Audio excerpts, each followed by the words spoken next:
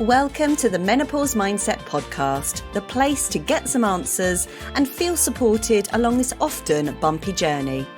Many people sail through menopause, but many people don't. And so my guests and I are here to motivate you and inspire you so that you can make menopause a happier transition for yourself and for your loved ones.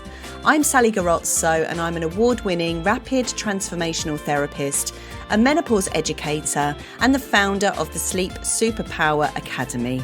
So without further ado, let's dive in. So my guest today is an acupuncture educator with over 25 years of clinical experience. She's from Australia and currently lives on the beautiful Balearic island of Ibiza. She completed her bachelor's degree in traditional Chinese medicine in the year 2000 and then spent time working in several hospitals in China. She then completed a Master of Science research degree in drug and alcohol addiction medicine in Sydney, Australia. During this degree, she set up the first ever hospital-based acupuncture clinical trial, which required 2 years of preparation across 3 ethics jurisdictions. She now fuels her passion for enhancing the acupuncture profession through high-quality education, networking, and mentoring through the Acupuncture Network, which is a non-profit organisation that she set up. In 2019, she developed a fertility and menopause masterclass with eminent specialists, which is available to purchase on her website, treatingwomen.com. So Kath Berry, welcome to the podcast today. Thank you, Sally. It's a pleasure to be here. It's so lovely to meet you and to see you. So it sounds like you have studied a lot in your life, and you're probably a bit like me, can geek out and nerd out on all of these wonderful new insights and new things that are available for us to learn. I suppose my first question to you would be, why traditional Chinese medicine? What was it about that whole sphere that really captured your interest and got you sucked into doing a degree in it in the first place? Oh, thank you, Sally. So yes, I do come from a rare group of practitioners who I went straight from high school into my degree. So a lot of people, it's a second career, but for me, it's been my entire adult life as being in traditional Chinese medicine. So I was part of a group of students in high school who were doing an experimental learning project around Western philosophy for high school students. And so I was really interested in philosophy as a young teenager. And then when I finished high school in 1994, I was flicking through the university entrance book. And, I thought my plan was to read it. Being a Virgo, I thought I'll read it A to Z and decide what my future career looks like. And I started with accounting, and then the next one was acupuncture. And so I didn't get very far and read this little synopsis, which was acupuncture is a combination of history, philosophy, and medicine. And that really resonated to a young 18-year-old who'd studied Western medicine, so Western philosophy. Both my parents are scientists. My mum's a hematologist. So I was really keen on Western medicine.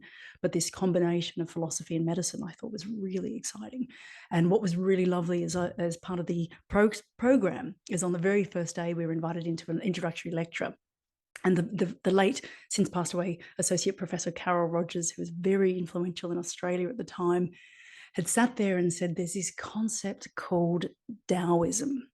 And Taoism now we understand is the path or the way, or for anyone that's ever used the expressions, the things that the universe provides, or everything happens for a reason, that's the Tao. And so I, again, as a late teenager, just decided that being an acupuncturist, studying Chinese medicine, I was on my path.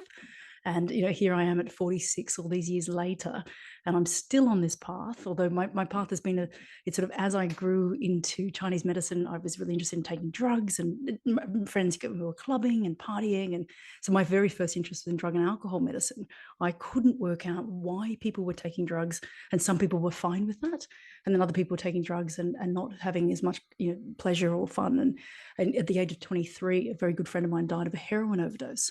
And that really set me on my master's degree of understanding why is it that drugs affect different people differently, or the same drug affects different people differently. So my first career was in drug and alcohol medicine. In my late 20s and 30s, I moved into more fertility and pregnancy care and childbirth. I was really fascinated by childbirth. And now here I am in my mid 40s, and no wonder menopause is now the most interesting thing on my agenda. It's really such a fascinating area. So, It's mega, isn't it? I want to just go back a little bit because, like you, I came to spirituality quite early. I was 14 when I picked up my first Louise Hay book. I'm interested to find out, how did that affect your trajectory through your teenage years or your young adulthood? Did you feel like you'd grown up too quickly, or because that's how I felt. I felt like I knew all of this stuff, and all of my friends around me didn't know this sort of spirituality and this kind of way of being, meditation and just like coming back to self and things like that, and the power of thinking, power of thoughts. And it made me feel quite isolated to a certain extent, and different and quite separate from my peer group. Did you ever have that yeah. experience? That's a really interesting question, Sally. I haven't ever really reflected on it in that light, because for me, having philosophy, having Chinese medicine, having this, one of the lovely things about Chinese medicine as a framework is it explains things. It's a way of understanding natural order. It's a way of understanding who we are and how we function. And I think, again, I'm fairly analytical in the way I like to approach things. So my personal journey, I feel so privileged to have been gifted this information at that time in my life. I was also very fortunate as a young acupuncturist. I graduated at 23. I started working in a drug and alcohol rehab center, and I was working alongside one of the most beautiful hypnotherapists, this absolutely stunning man. And for my 23rd birthday gift to myself, I gifted myself a hypnotherapy session with him. And again, it was like another tool being added to my toolkit of personal development, of personal understanding, and then being able to work clinically with patients. And again, particularly at that time, drug and alcohol patients, and seeing where acupuncture and hypnotherapy together are the most incredible powerhouse. So, again, I never felt isolated, I guess, too, because my introduction into Western philosophy was in high school. So there was a group of us. So we were always able to talk and discuss things. We had an incredible teacher who I found out this week has since passed away in Australia. And then straight from there, I went into my university degree. So, to answer your question, I guess we've had very different experiences, because my introduction to spirituality and philosophy and understanding the world and making sense of things that are intangible was very much always part of a group. And, in that way, I was also very fortunate that my degree started in 1995, around the time of the internet being launched. Mm. So here I was learning in a group setting. And then, at this point in my life, I'm still teaching in a group setting, although I'm using the internet as a way of networking and socializing and keeping ideas fresh. And, I often talk about sharing ideas beyond geographic boundaries.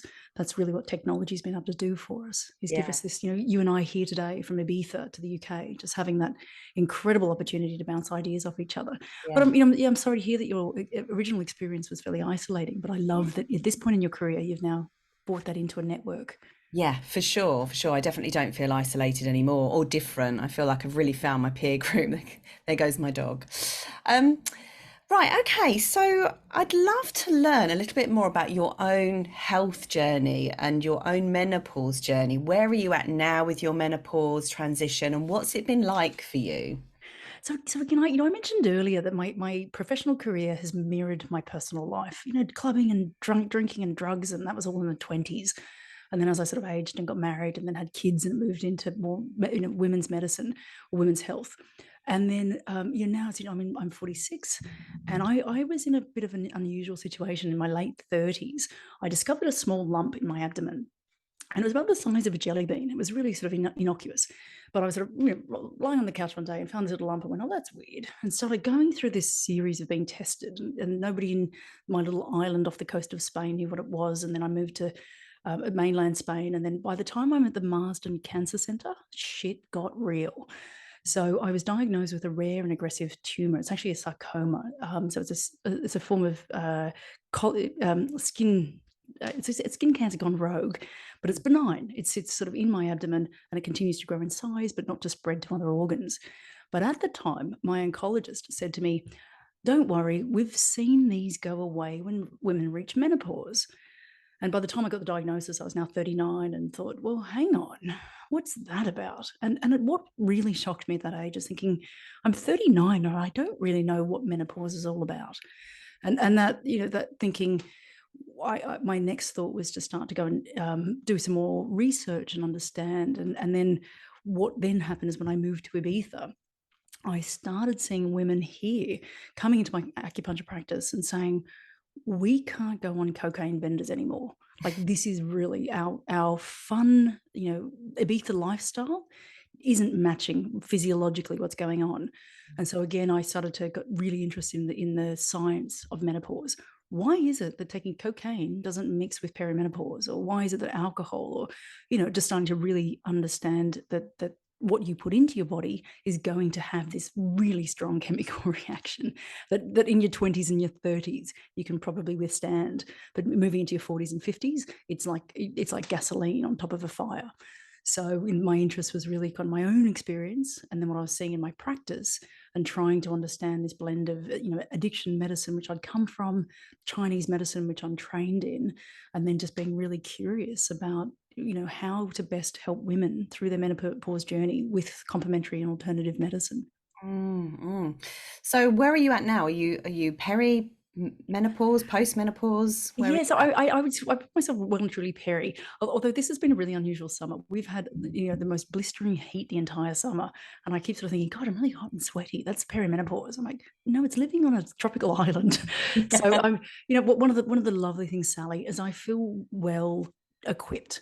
That I have my acupuncture every week. My acupuncturist prescribes me herbs. I go for massage regularly. I have my Chinese medicine knowledge, and then people like I love your sleep hypnosis. I Oh, love knowing that there's resources that people like you have put together, and I think hypnosis, as I mentioned very early, is phenomenal. The amount of resources that you can consume in your home, and I say this to anybody listening, that it's a really great way of changing not just your thinking, but the subsequent physiological responses. mm, Having good sleep, what that actually means for our capacity to cope with the following day, our mental health, our physical health.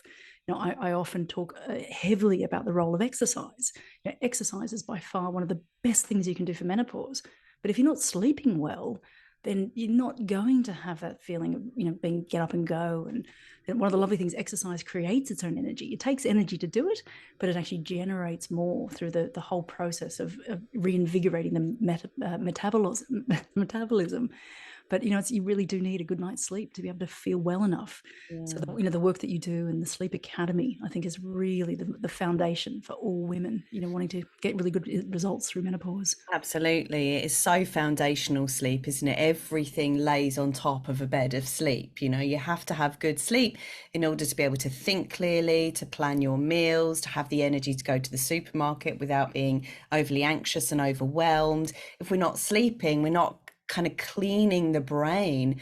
And if we've got this toxicity in the brain, we just become so overwhelmed because we cannot we just can't process, we can't consolidate our memory. Exactly. It's like layering muck on top of muck. It just gets really thick and And I also think too, our ability to make good choices gets diminished. So as you say, that example of going to the supermarket, when you're feeling vibrant and energized, you choose really good food to go in your trolley. When you're tired, you're more likely to get junk food, and then you take that home, and then you can, it's this one of the things I've discovered is often when I talk to people, I realize I say things like eat well, sleep well, exercise, stay hydrated. But more often than not now, it's trying to look at the detail. It's like, rather than make good life choices, make good tiny micro choices every day. And it's those micro decisions around, if you're tired at the supermarket, being more mindful of what's going into the trolley, maybe writing a list in advance and really sticking to that sugary items are more likely to get thrown in at that junction. And then what you're doing is putting yourself in a situation where you're having to rely on your willpower once you've got ice cream in the freezer or cookies in the cupboard. So rather than put yourself in a high risk situation downstream, is it really starts at that purchasing point. And so therefore, at that purchase point, look at the decisions that are being made, that you're making sure that you feel really clear and motivated and on track, that there is a plan in place. yeah. And as you say, if you sort of put that back, it's really where sleep comes into that as part of that composite picture. Yeah, absolutely. Why is it that you think that acupuncture and hypnotherapy go quite well together? No, that's a really good question. I sort of look at acupuncture, but acupuncture as one of the mechanisms of traditional Chinese and East Asian medicine. So it's very physical, and there's certain aspects. I've done a science research degree, so one of the jobs as a scientist is to put on a hat and start ruling out all these other things they're called non-specific treatment variables. And what that means is all the things that might be taking place in an acupuncture session, which is not the acupuncture. Okay. For example, lying down for an hour, talking to somebody who's listening and cares, listening to nice music, smelling nice, aromatherapy. So that there's all these what we call sort of confounding factors which might contribute to the benefit of acupuncture. But really, I think there's a lot of not just the science behind how acupuncture works, but also having a therapist, having somebody to talk to about really complicated things. One of the lovely things about Chinese medicine is that it takes all these little tiny bits of information and what's called a pattern of disharmony. So often when you go to a doctor, they'll say things like one complaint only. And doctors, GPs who I've worked with for a long time say don't come with the thing they don't like the most is people who come with what they call a shopping list of problems. Now, an acupuncturist is the opposite. Acupuncturists love those details. And the more random and the more seemingly unconnected, the better it is to create this pattern of disharmony, this idea that everything fits into a picture and that the more information you have, the composite picture becomes very clear. That our Western medicine colleagues break things into systems, cardiovascular system, respiratory system, that everything's sort of broken down into its little pieces. Whereas an acupuncturist does the opposite. It's sort of chunked up into its composite picture. So that's the physical treatment of acupuncture. Of course, hypnotherapy, and you can certainly talk to this, Sally, is just the benefit of combining the power of the mind and the power of our self-talk. It's really a phenomenal way of shifting experiences. I'm actually going to share a little personal story on that because Yeah, it's sure. quite profound. It's just this week. I mentioned this tumor of mine. I've had it now for 7 years, and up until recently, it was fairly asymptomatic and didn't cause problems. And in the last 2 years, it's become the size of about a grapefruit. So I'm dealing with this mass that I'm trying everything within my power to try and move. And what's become more problematic is just the pain signaling of going like, wow, this is getting really problematic. And I go and see my oncologist regularly to try and work. I've been staving off having chemotherapy for a long time. I'm like, no, I can do this. I can do this. Give me. So I'm in this sort of constant pull with the Western medicine system, and I'm now getting to this point of thinking, oh, maybe it's time. Maybe I need to sort of concede on that. I haven't been able to manage this on my own, and of course my background in addictions, I'm very anxious personally about taking pain medication for this condition because I understand so many of my heroin addicted patients came through a pain pathway. So Mm. I'm really reticent around opioids, and so chemotherapy is a sort of an alternative option. But just a couple of weeks back, coming across a concept of reframing in the brain pain, and I'm sort of deviating away from metaphors, but I will swing back. Mm. But pain as a concept, and pain signaling in the brain is really a survival technique. And what it is, regardless of what it is, chronic pain is your body telling you is you need to be safe. You need to protect yourself from something that's going on. And so one of the ways to reconfigure that conversation with the brain is to see it like it's setting off a fire alarm. So our body responds to the pain signaling as if an alarm's going off, as if the house is burning down. And one of the lovely things, and this is from a pain researcher in Australia, Hayley Leake, who talks about reinterpret those signalings as it's a piece of toast that's set off the fire alarm. Right, It's nothing but burnt toast, that you're safe and there's nothing wrong with you. right. So in the last couple of weeks, I've been able to use this strategy of whenever there's a pain signal going, it's nothing but burnt toast. And one of the things I would introduce this into menopause is things like hot flushes. Is, for a lot of people, hot flushes become debilitating, and it can set off things like panic responses because it is this unbelievably unwelcomed, intense, dramatic experience. Mm. But in the same light, this idea that the power of the mind to be able to say, you are not in danger, that Yeah. this is a natural physiological response. And in Chinese medicine, there's a theory that it's called this is from a colleague of mine, Brian Grossam, who has a whole book on Chinese medicine to explain menopausal hot flushes. And he talks about them as being bursts of energy. But what it is we've got yin and yang in the body. We've got this idea of balance. And what's happening during menopause is this sort of yin and yang is moving in more dramatic extremes while the body's trying to recalibrate. So what we're seeing in the hot flushes is this absolute upward rising of chi and energy. And with that, you get this rush of heat, this volcanic heat rush. But the secret is to experience it without suffering. Right. So not, oh my God, this is terrible and it's so embarrassing and I have to leave the room and I can't cope with this and how many more of these am I going to have and how much longer is this going to go on for and what have I done wrong to deserve this, this terrible experience. It's to identify this and say, I recognize the signaling, I recognize the physiological response, and I understand that this is going to go away in the coming minutes. And again, retelling your body that you are safe, Yeah. that this is not going to kill you. I've actually got a hypnosis recording available called Cool Your Hot Flush. And it's the premise is just that you allow this warmer moment, I call it, to just sort of envelop you, embrace you, and you don't link it to fear or panic or anxiety. It's just something that you let move through you. And so your coping skills massively improves. But I love what you said there about the pain. It's just burnt toast, because I had a herniated disc in 2010, and my doctor, because I was in a huge amount of pain, it was like, pretty for like 6 weeks, and learning about pain management, part of that was learning that there wasn't actually anything wrong with my spine, if you know what I mean. And that, because the fear of there being some kind of degenerative issue going on and your whole spine is collapsing and your discs are like going everywhere and stuff, that's the image that you have in your mind. It's funny. So it's because it's fear. Fear is such and fear is limitless. And fear is a really natural mechanism. Fear is a way of protecting yourself, and fear stops you from doing something stupid generally. Yeah. And also fear is also learned. Fear is a survival mechanism which has been handed down for generations. So I also feel like people have sort of given, depending on their family situations or their life experiences, they're given sort of certain sensitivities to fear. But it's again keeping that fear in check. And part of the challenge, and your case, Sally, is a really good example, is often what happens is you go to a doctor and they'll send you for a scan.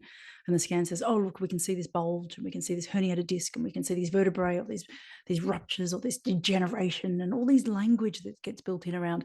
What is fascinating, and this is again off Hayley Leake's work, is that there is this, most spines look like that. If you were to spine most people, there's always something you're going to find in there. But by giving people a visual representation of what they're suffering from, is you're creating an imprint in the brain that something's broken, that something's physically wrong. And so the secret then is to actually, again, avoid getting scans unless it asks, something like a lump, like in my case. But the scans themselves don't really do anything other than give you a piece of information that may or may not be useful. But as you say, the work that you do, and I'm looking forward to listening to your next hypnosis, the recording, because it really is the language we tell ourselves is how we experience whatever's going on in our life. And another, I mentioned earlier that I was really interested in my 30s in childbirth and pregnancy, is, I had a really beautiful childbirth. I've had 2 kids, and both of them were phenomenal childbirth experiences. But I was able to walk into that knowing that I was going to have this thing called a contraction, and knowing that it was going to be, the most painful experience of my life. But what was really wonderful was being able to reframe that with the help of hypnobirthing and with the help of understanding physiologically what was going on. It's like, this isn't going to kill me. I'm safe. I have a midwife here, and everybody's going to work to keep me safe. And then again, if women can overcome that natural biological mechanism, which goes from pain or hot flushes straight into fear, and fear then creates this feeling of suffering, that you can experience a sensation without going through the suffering, the psychological torment that this is going to go on forever, that this is somehow that something's gone wrong, that this idea of the negative attachment to the experience as opposed to pure observation. Like, wow, that's where we're up to. That's that idea of like, that's as being on a bridge. So the bridge is the space in your mind that you create between the experience, between the thing that's happening and your experience of it. So you can like sort of notice it happening with a little bit of distance in your mind. I find that often quite helpful, just to take a step back and breathe through whatever it is that you're that you're experiencing as negative. Yeah, absolutely. And that idea of, there's this wonderful concept in Chinese medicine. It's called, there's a lovely fable called the Chinese farmer. And it's the idea that these events continue to happen, and are they positive or negative? And the reality is not to attach any sort of positive or negative to anything, that they're just events. Our whole life is really just a series of rolling events. And we can look at things. And in the fable of the Chinese farmer, I'm not sure, have you come across it? It's really It's beautiful. ringing bells, yeah. Yeah, so the idea is that the Chinese farmer, that there's a series, he finds a series of horses, and his son rides a horse and breaks his leg, and that's really bad. And then the neighbors turn up, that's really bad. And he says, well, maybe. And then the next day, the army comes to check for conscription, and because his son has a broken leg, he doesn't get conscripted into the army. So it's really good. And it's just this sort of idea that things just happen. And I mentioned at the very beginning of today's podcast the concept of the Tao. It's just that there is this path that we're all on, and that it's sort of trusting the path, that just experiencing anything that happens in life is just part of that journey. And with having said that around hot flushes, that then it's about saying, okay, this is a signaling. What can be done to sort of minimize these symptoms? And your question earlier around acupuncture in hypnosis, that having an acupuncturist, having a hypnotherapist, having a menopause coach, doing very regular, one of the lovely things about the brain is we know it works in a way that it's repetition. So, doing the sleep hypnosis every night, doing your menopausal it was called menopausal hot flushes. Your Call recording your on hot flush. Call your hot flush. Mm. That doing that repetitively is where women are going to get their results. Yeah, repeat, repeat, repeat. Definitely. So, could you tell us a little bit more about the traditional Chinese and the East Asian view of aging and menopause? How do they actually see the whole process of aging and Yeah. menopause? Look, that's such a fascinating question.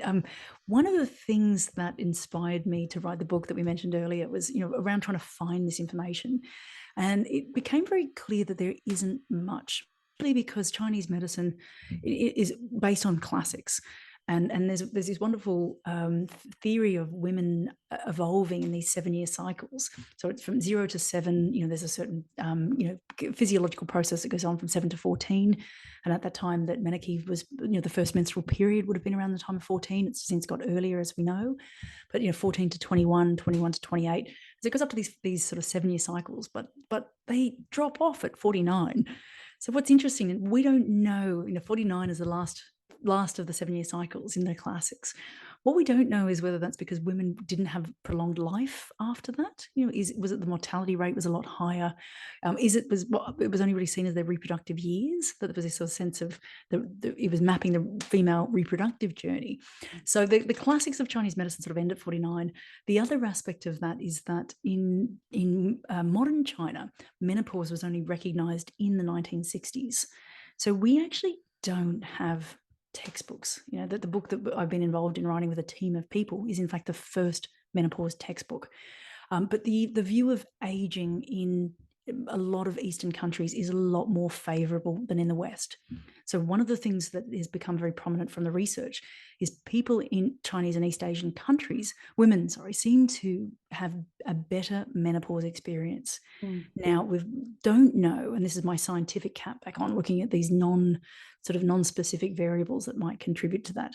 We don't know whether that's because that women are more highly revered, that there is a sense of women as they age become the matriarch of the family, women become more powerful. Often traditionally younger women were given a lot more of the roles and responsibilities of, they say, domestic work, so that the grandmothers within the household were very highly revered, and they could stop their labor force, they could stop having to clean the house or raise the children, because they were sort of elevated to a new social status. So that's one option. The other might be that traditionally medical doctors were men, and that women might not have felt comfortable disclosing that their symptoms. That again, we don't know whether women were having a better experience or women were reporting less. That Western women generally more vocal. We've got more access to more healthcare opportunities. So we don't know culturally whether there's a difference there as well. So there are also very different distinctions in diet. We don't know whether that plays in it as well. So it's, there's a lot more soya products in Eastern countries, and we don't know whether perhaps that's a different influence on estrogen than what we see in Western diet. Western diet's very often more processed. Our food travels a lot further. That we're eating food that's not within the season more and more. So whether that might be contributing to women in the West having a more negative menopause experience.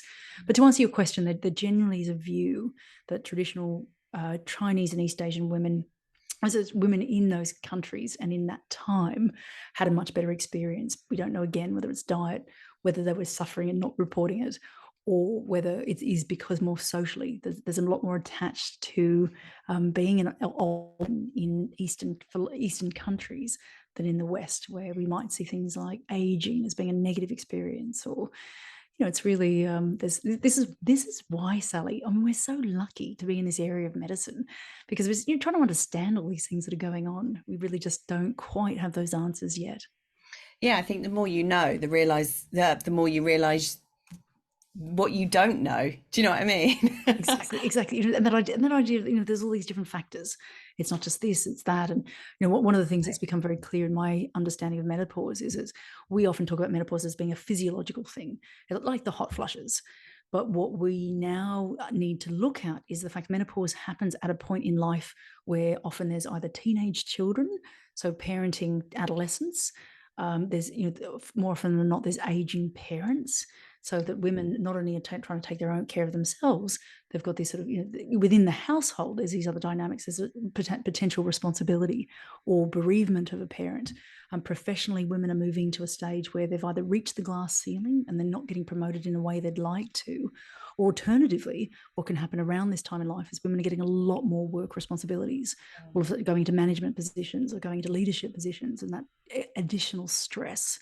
So there's all these other factors that sit outside just the physiology of menopause. It's the sociology of menopause, the financial structure, whether women feel like they've got a voice, whether women are in healthy relationships. That we often talk about sex and libido in menopause.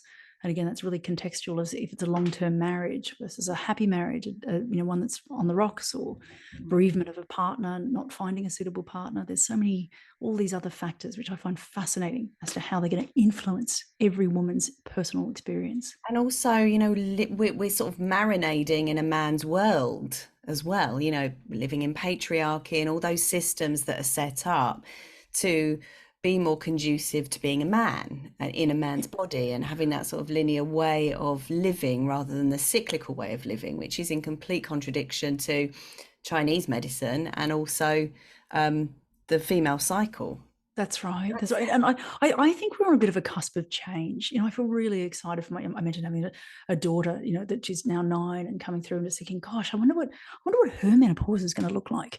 Because I think it's going to be very different. And even if we look back to 30, 35 years ago, before contraception, before IVF, there's so many of these other factors that we have evolved into, and it's a changing landscape. We're getting more and more information. But as a result of more information, it's trying to map out what looks like a clear path.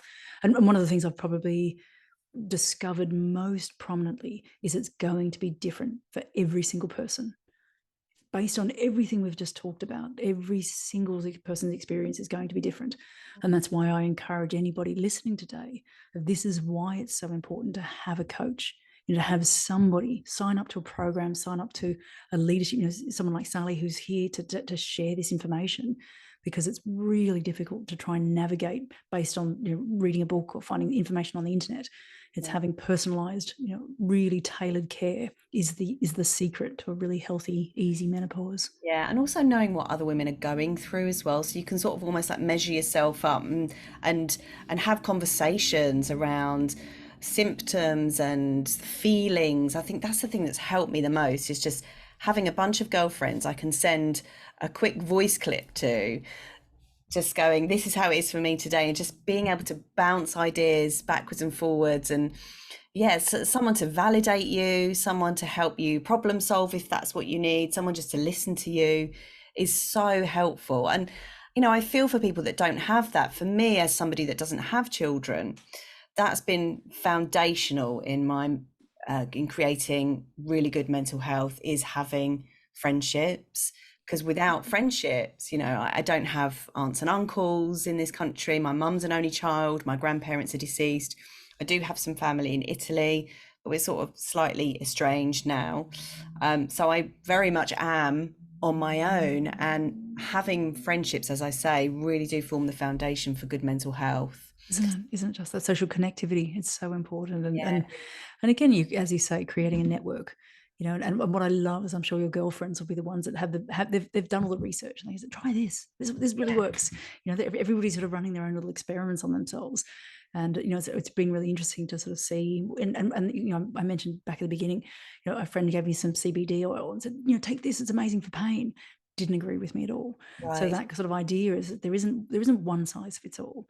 So No. that's why having, being prepared to be open and experiment, and at the same time, choosing things that work along, sometimes things work at one point in your life and they don't later on, or Mm. it's that sort of being able to pick and choose, being able to pick and choose different medicines, different frameworks, different ways of doing things.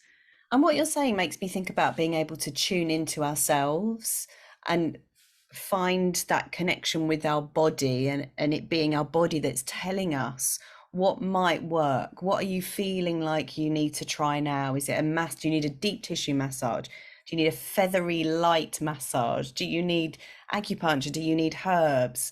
And I often think it's the body and also who we're bumping up against in life that can help us to find out what it is that we need. Just having Absolutely. that real connection with our intuition becomes so important in this stage of life. True. And did you know the other thing too, Sally, and I sort of say this more observationally, is I also think that the women, and certainly my clients, the ones that have done really well, are the ones that have a really clear idea of where they're going. So the Right. ones that are like, oh my God, I'm suffering, oh, it'll change and divorce, and all this stuff that's going on. Whereas if you can set a really clear target, and this is where I invite all women to look around in your community and find the women that look like they're having a great time. The ones, the leaders, the happy, the well-adjusted. Like yourself, the ones wearing bright colored lipstick, they're the women to model off and look and say, what do I need to be doing to get there? And so one of the pieces of advice I always say is find these mentors, these role models, and then start emulating, start dressing and wearing. And I always think to myself, that big chunky gorgeous jewelry or earrings that are oversized earrings, whatever it is that you see somebody doing at a certain point in their life and that you think that looks awesome. I love seeing women with bright colored hair, or just this idea of really goal setting. And because one of the things in Chinese medicine, and it's a wonderful note to end on for women, is that in Chinese medicine, menopause is considered one of the fundamental gates of life. So you have puberty as the first gate, then childbirth if women choose to have children, and then the final one that all women go through, and again, our classics of Chinese medicine, as I mentioned, sort of drop off around this age at 49. But the final gate of life is menopause. Sorry, it's actually the final's death. so, Right. so this is it. But really, what it means is within this framework, this is it. So seeing this period of life as going, okay, if this is, and I've heard the wonderful expression of it being the short half of the second half of your life, and just going, okay, we're running out of time now. Let's let go of everything that happened in the first stages, and let's look at this as, who do I want to be for this final part of my life? How do I want to show up? What sort of woman do I want to be in my community, or within the family, or within society, or within my work setting? And then again, I would always invite somebody to find women that are doing it already. So rather than sort of be this sort of vague sense of this is who I want to be, it's like have a look look through the news, through politics, through media, and see who's doing it really well, and then copy them, or pull out the bits that resonate. When I say copy, it's emulate. Emulate that vibrancy, emulate that charisma, whatever it is that's really I think attractive. for me, what I'm resonating with is just becoming this self-defined person. So you decide what you like, what you don't like, what colors you like. For me, color is so important because it's a vibrational frequency. It makes me feel better. I just, and design has become so much more important to me the older I've got as well. And I have no idea why, but like looking at nice things and just seeing a Isn't it? beautifully designed car, or watching programs on TV of from rags to riches or house transformation and things like that. That's it. And I And for never used anybody to listening to Sally's podcast today, I'm just gonna. She's wearing these fabulous big glasses. She's got red lipstick, a red sort of oversized leopard print, sort of super. It looks super light dress on. I'm going to stand also. I've really got into wearing butterflies. I'm standing up now to show everyone that I'm wearing this bright yellow dress covered in butterflies. So for the same reason, it's just this, wearing things that make you feel good, Yeah, because it's costuming. It's recognizing what we put on it, what we choose. We're making choices. These are, there's so few, there's so many things we can't control. We've talked about living in a man's world. What we can control is how we show up in it. So the earrings we wear, or the shoes, or the dress, or however we want to present ourselves. And what I have loved is experimenting with that and getting to this point of being able to say, do you know what, this brings me joy. I'm not dressing to be attracted to men or to women. That this is around, who do I want to show up? And so, I think it's a wonderful thing to leave people with, is go and buy, whatever it sets you on, do something outrageous, and see what happens, because what's lovely, and I'm sure you find this, Sally, is people do comment, yeah, is it makes your engagement with other people so much more positive, is when you're feeling really good about yourself. And I would encourage anyone that on the days you feel like really like shit, they're the days you overdress. yeah. Quite literally pull out your favorite frock, or overdress for any party that you go to. It's always the best feeling to be the best dressed person in the room. So, and that's just attracting this positive energy towards yourself. And it's Absolutely. really amazing what happens off the back of that. We talked about positive thinking. We talked about the power of positive thinking, and this is the power of positive dressing. And not, I'm not subscribing to any particular fashion sense. It's like whatever is positive to you that brings you joy. And I always say to women, like, wear really sexy underwear, like chuck out all those period pants and just start wearing sexy underwear, particularly, if sex and sexuality and libido is a bit of an issue, then start counteracting that. And, so it's really those little moments that you can have with yourself that really make a difference. It's the time we talked earlier, the micro decisions. Mm. It's what you put in your shopping basket. It's the underpants you're wearing underneath that dress that really sort of make a difference to your daily, the way you feel. And it's counteracting that loss of libido by doing something um, to make it grow, to help it on its way, to like get it going again. Because Exactly. I And think, it's also, sex isn't just about sexual intercourse. Sex is about feeling sexy. And sex is about, and I really subscribe to the theory that the most important person it is to turn on is yourself. mm, So it doesn't really, the best part about that is you wear clothes or you do activities that make you feel good yourself. That you don't, it means it's super varied, but just that idea of that taking responsibility for your own sexuality, and just as long as you look sexy to yourself. And here's a good example. Actually, I was at the airport the other day thinking I'd run out of perfume. I was trying all these different perfumes and thinking what smells sexy. And I was like, actually, what I really like is men's aftershave. And so I bought myself the men's aftershave, and I walk around smelling that because that's what I like smelling. right, So it's really sort of, it seems counterintuitive, but my view is like that, I like to smell men's aftershave, therefore I'm wearing what I like to smell. I love So, that. I I'm love just, that. Yeah. and this is, I think, part of being at the age, just going, we're at an age we can do that now. Isn't that wonderful, this permission to go, fuck it, let's wear men's Yes. aftershave and sexy underpants, because we can do whatever we want. I love it. I love it. And how does doing all of this stuff help with our energy system? I mean, do you recommend when you're helping someone, you're giving someone an acupuncture session, do you recommend all of this to help with their own energy system? Look, it's funny. I've only more recently become more vocal about it. It's been a combination of this book that I've been working on for 4 years with a bunch of colleagues, and looking at the whole area of menopause as a specialty, and I'm really feeling now it's everything in combination. So that the acupuncture treatment is one thing, the hypnotherapy is another, the listening to, consuming different sort of podcasts, getting really super informed.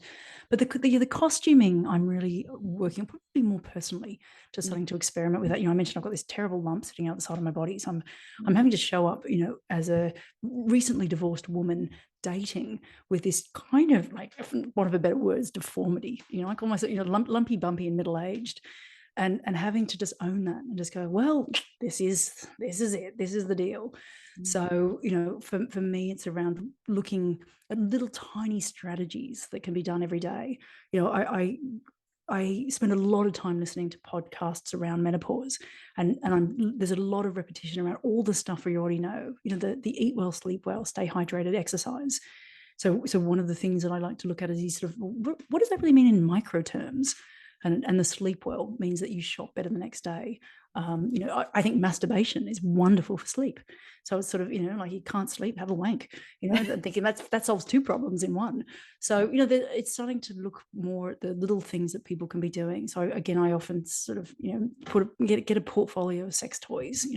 The most important person to keep your libido active is yourself. Yeah. And so, anybody that's in a partnered relationship, it puts a lot of pressure on a partner, for them and their own sexuality and their own sexual journey, and potentially long years of marriage or partnership.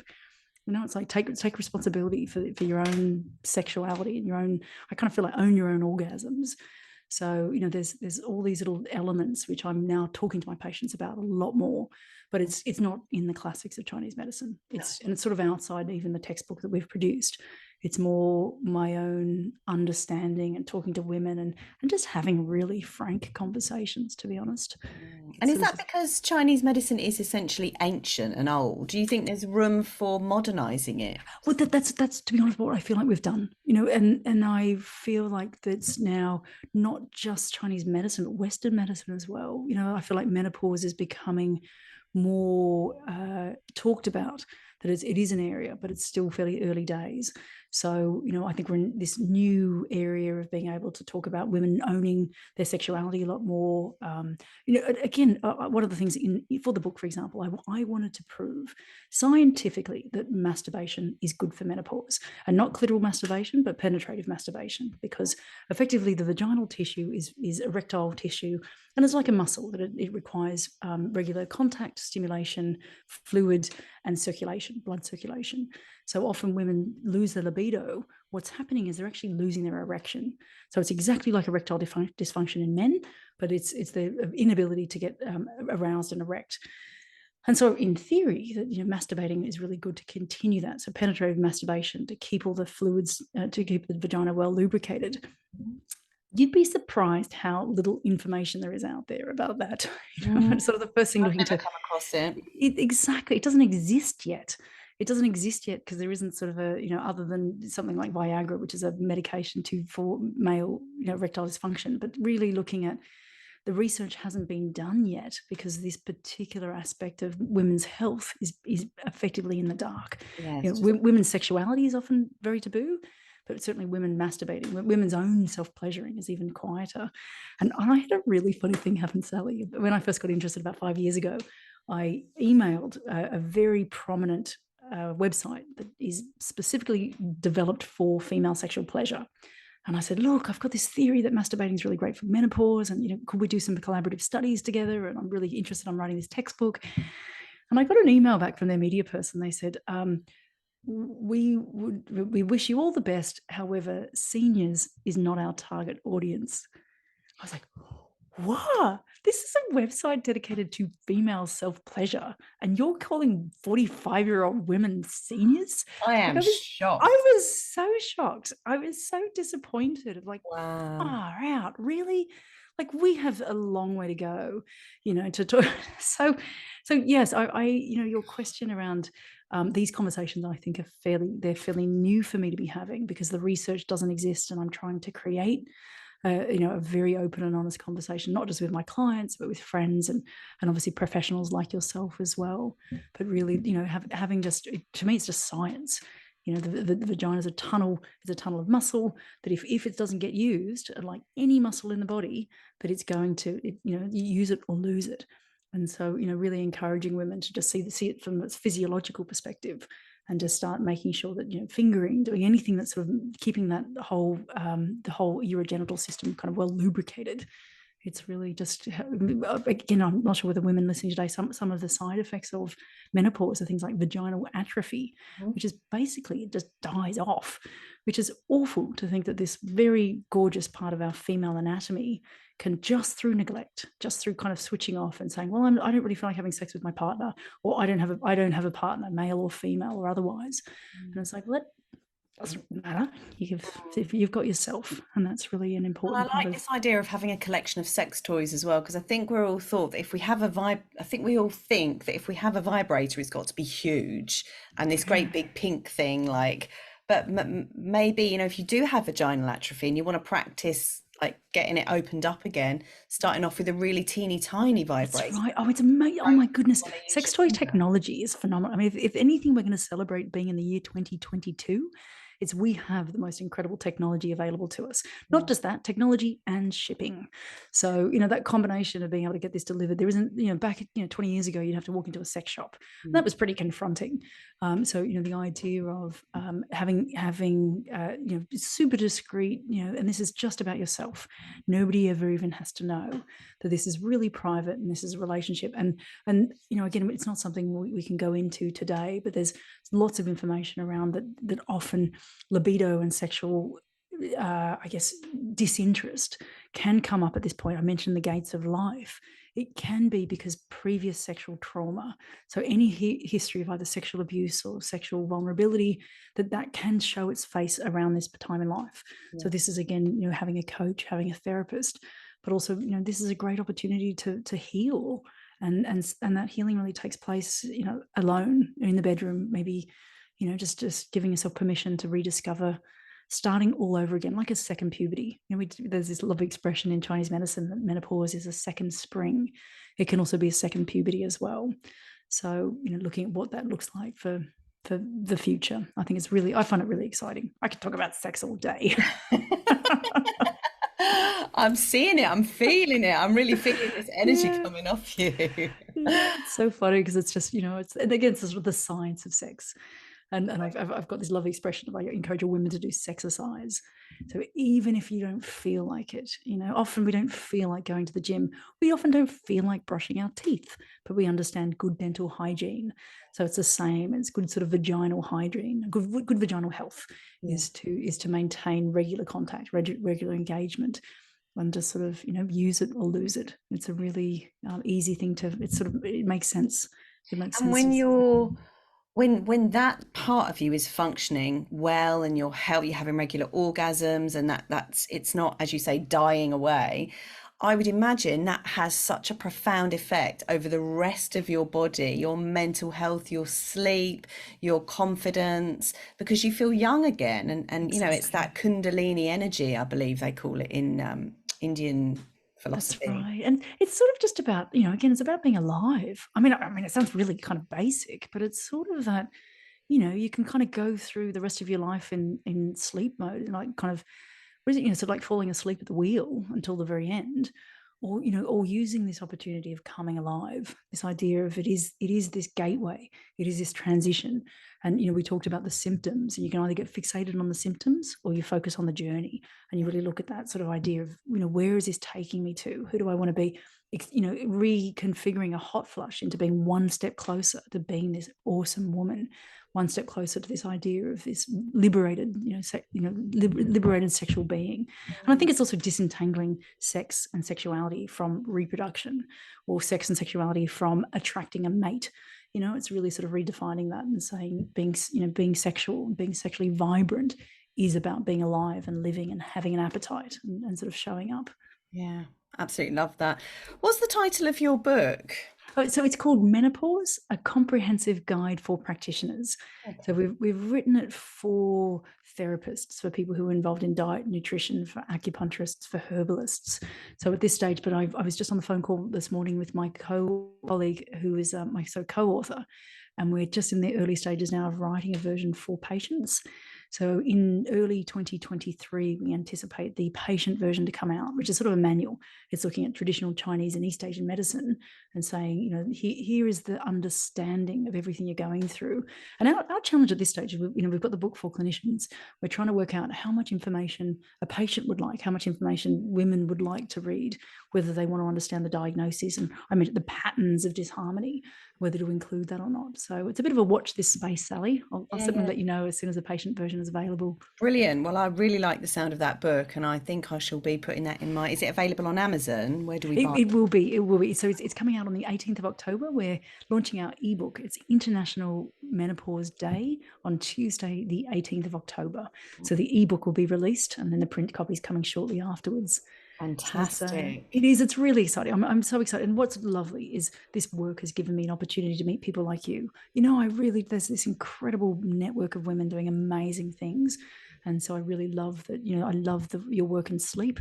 I think that's, again, I'm looking forward to your book coming out whenever Oh, that when may. will that be? I know, I'm just putting it out there that it would be great to have, your sleep academy in text form as well. I know you Yeah. do a lot of podcasts and recordings, so, Yeah, I but was it's, thinking that just, actually. I was thinking what to do with it, because I think it might change format slightly, but I was thinking of turning it into a book. So, yeah, that's it. It's just because I'm sorry. Having said that, when we were researching, there is not that much stuff out there. So I would welcome a book on just on sleep and menopause because mm, it's such a again it's a bit of a anything that happens behind closed doors and in bedrooms around menopause, nobody seems to be interested in. So I'll continue on my female masturbation for menopause journey, and you can continue on your sleep one, and we can reconvene in a year or two and maybe have some more answers for our audience. for sure. Yeah, definitely, because it's such a huge problem. I know for me, when I really struggled with insomnia, you just cannot function the next day, and you're trying to, and you have spaces to hold for people. But if you're not getting the correct level of sleep, you're not getting enough deep sleep or REM sleep, it's so debilitating. Yeah. But Kath, thank you so much for being here with us today and sharing your time and your brilliant knowledge and your sparkly personality. I really hope things go well for you with your lump and with Thank the you. book and with your, clinical practice. It's all wonderful stuff. So thank you so much. Thank you. And thank you for having me as a guest on the show. It's been an absolute joy to meet you in person. Having listened to so many of your podcasts, Oh, it's lovely to finally meet you in person. thank you. Thanks. So, I really hope you enjoyed that conversation between Kath Berry and myself, and I really do hope that you've been inspired by it. So, the main takeaway that I got from this conversation was that we in the West really do have so much choice about how to show up despite being in a marinade of patriarchy. And it's important to use that freedom, if we feel called to really shape ourselves as we move through our menopause. So, how is it that you want to age? Who are your aging role models? And what is manageable for you to take on right now? You see, not all of us have the privilege of an entourage of people that can help us with the kids and all that life admin. So I ask you again, what is manageable for you? Who do you want to become as you move through your menopause, and how can you do it in a manageable way? I am just so indebted to all of this free information that comes from doing these podcast episodes, because it helps me, and I know it helps you too, to get so much knowledge and inspiration to help you shape your menopause transition and to help you feel better. So, I have a rather exciting announcement. Now, you might have seen my latest reel on Instagram, or maybe not.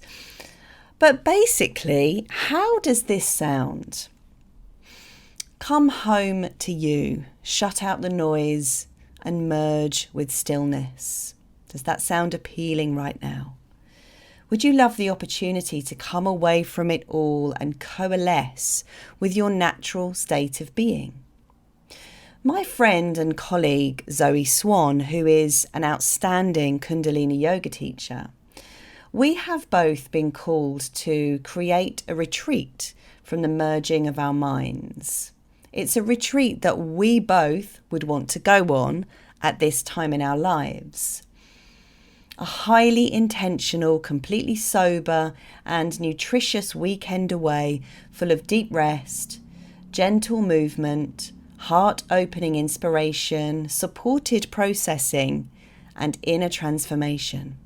For the woman going through perimenopause, menopause, or the post-menopause transition, wanting space to truly metamorphosize. Now, we don't know when or where yet, but it is a vision that we have both been called to manifest. But the thing is, it can only come to fruition if it's something that you would want.